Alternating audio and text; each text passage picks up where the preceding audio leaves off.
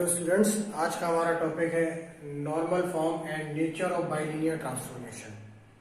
अगर हमें ये जानना है कि हमारा बाइलिनियर ट्रांसफॉर्मेशन किस तरीके का है, मतलब पैराबोलिक है, एलिप्टिक है, लॉगरिथमिक है, हाइपरबोलिक है, तो हमें क्या करना है, सबसे पहले उसके फिक्स पॉइंट निकालने हैं। फिक्स पॉइंट जैसे हमने पिछले वीडियो में बताया था, फिक्स पॉइंट निकालने के लिए आपको लिखना है W बराबर जेड। तो जब हम फिक्स पॉइंट निकालते हैं और दो डिफरेंट फिक्स पॉइंट आते हैं, मान लीजिए एक अल्फा और एक बीटा, तो हम अपने बाइलिनियर ट्रांसफॉर्मेशन को इस फॉर्म में लिख सकते हैं, W minus alpha upon W minus beta, lambda Z minus alpha upon Z minus beta. और यहाँ पे हमें अल्फा लेमडा देखना है कि लेमडा कितना है। अगर लेमडा के मॉडुलस की वैल्यू 1 है तो वो कहलाएगा एलिप्टिक। अगर ये लेमडा ग्रेटर देन 0 है और रियल है तो कहलाएगा हाइपरबोलिक। और अगर ये लेमडा ना तो रियल है ना ही उसका मॉडुलस 1 है तो ये कहलाएगा लॉगरिथमिक।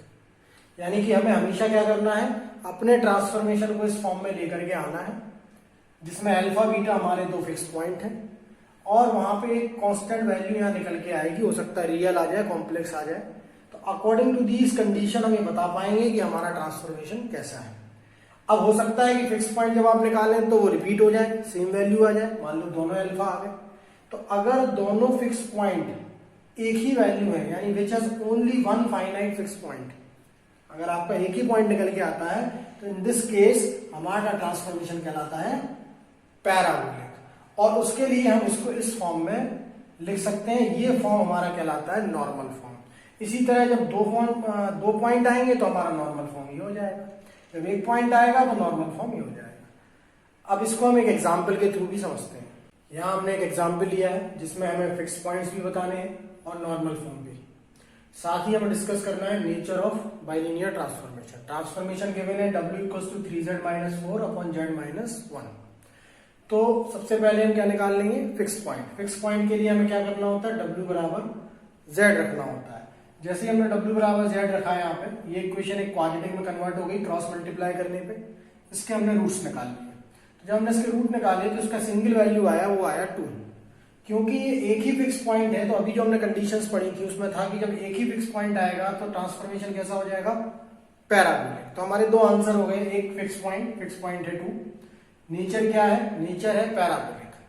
अब रह गया इसका नॉर्मल फॉर्म।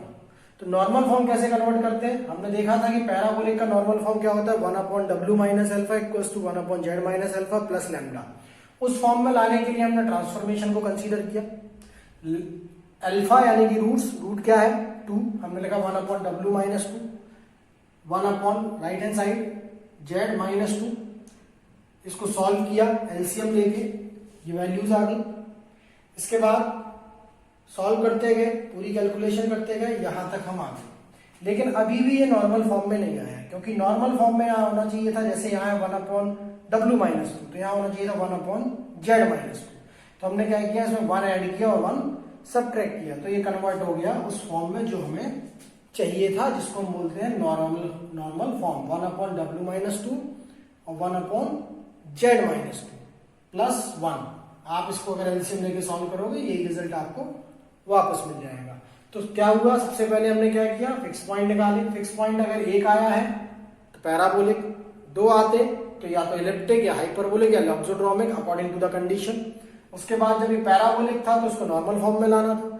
नॉर्मल फॉर्म के लिए नॉर्मल फॉर्म का जो तरीका होता है कि 1 upon W minus alpha equals to 1 upon Z minus alpha, वो हमने किया, इसको कैलकुलेट किया और इस फॉर्म में कन्वर्ट कर दिया।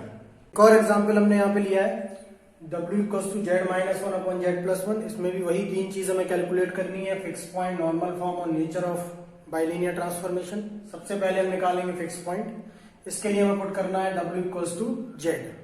W इक्वल्स टू Z हमने यहाँ पुट किया और इसको क्रॉस मल्टीप्लाई करके सॉल्व किया। इसके रूट्स आए प्लस आई और माइनस आई, यही रूट्स हमारे कहलाते हैं फिक्स पॉइंट। तो अब यहाँ पे दो फिक्स पॉइंट है, प्लस आई और माइनस आई। पिछले सवाल में एक था इसलिए वो पैराबोलिक था। अब यहाँ दो फिक्स पॉइंट है तो इसका नॉर्मल फॉर्म का पैटर्न भी अलग है। दो फिक्स पॉइंट के लिए पैटर्न क्या था, W minus alpha upon W minus beta equals to lambda Z minus alpha upon Z minus beta.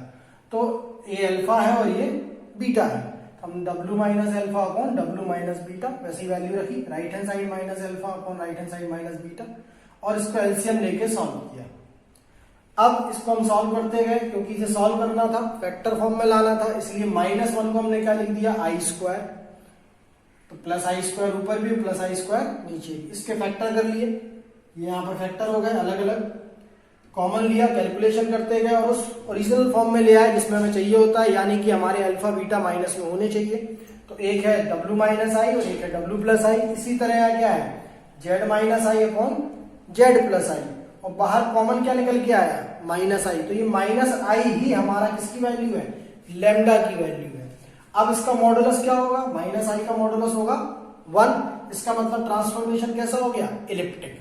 तो अगर हमारा मॉडुलस 1 आता है तो ट्रांसफॉर्मेशन इलिप्टिक है, जब फिक्स पॉइंट 2 आते हैं।